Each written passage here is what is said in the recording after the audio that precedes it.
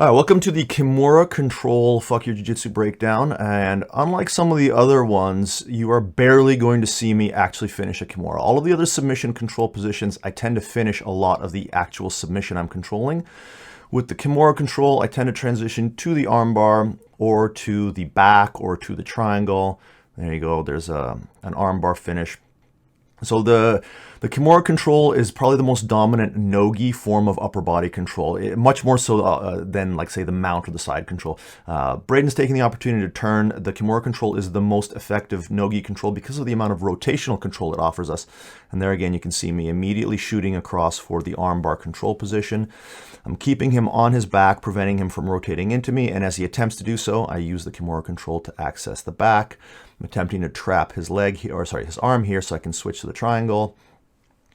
And again, the angle is not quite right, so I adjust my angle as we talked about in the triangle examples. I adjust my triangle so that I can maintain control, prevent him from getting up, and get the proper triangle exposure or proper angle exposure to actually occlude the arteries and veins in his neck rather than just squeezing like crazy.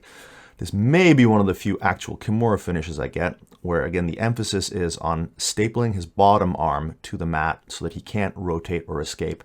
And then again using that strong deadlift motion, rotating his arm rather than just trying to power through it with my arms alone. I'm using my back and my legs for the finish. Here I'm transitioning between biceps and chest pressure to maintain the wedge behind his triceps. And again, I'm able to prevent his rotation, using it to access the back, and then using that to move into the triangle control. His shoulder is in though, so I don't get a good opportunity to hit the triangle. But rather than going to my back again, I choose to roll through and reset into the full triangle in a position where he can't get up, and use that to attack the armbar. And you can see my entire goal here is not to get the one particular submission, especially with the Kimura. I don't care about the Kimura. I just want to maintain rotational control of your body, keep you on your back, get on your back, or make sure that you can't get on top. The attempt to turn away is met with an armbar switch. Here I'm trying to throw my leg over into the triangle. Braden does a good job of blocking that, but he puts himself in a crucifix, which gives me access to an easy one-armed rear naked choke. So far we're more than halfway through the round, and I've gotten one Kimura, whereas I've hit several alternate submissions. This is the attitude you have to have with these rounds, and just in general, if you're getting to a submission control position, be agnostic about which submission you finish. Worry more about breaking your partner's alignment. Then once you get into an entry position, worry about destroying their alignment, controlling levers, employing wedges, all of the stuff we're talking about in this instructional. Again, here I'm attempting to get to the armbar, perhaps the triangle. Braden's doing a good job with his left knee of trying to maintain a wedge, but it ends up slipping at the end.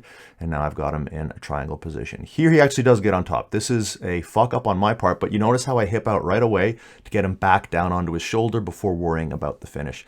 So again, exhibiting control and going through all of the steps in the formula every time as much as possible while maintaining a smoothness of application and a minimal effort.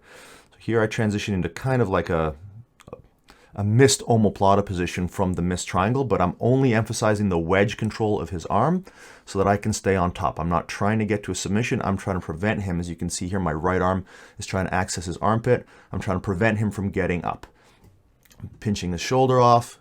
And from there, you can't see very well on camera, but I did manage to get the armbar as he attempted to get up, because by driving into me and not being able to extract his arm, he compromised his alignment, which is what I'm focused on in all of these rounds.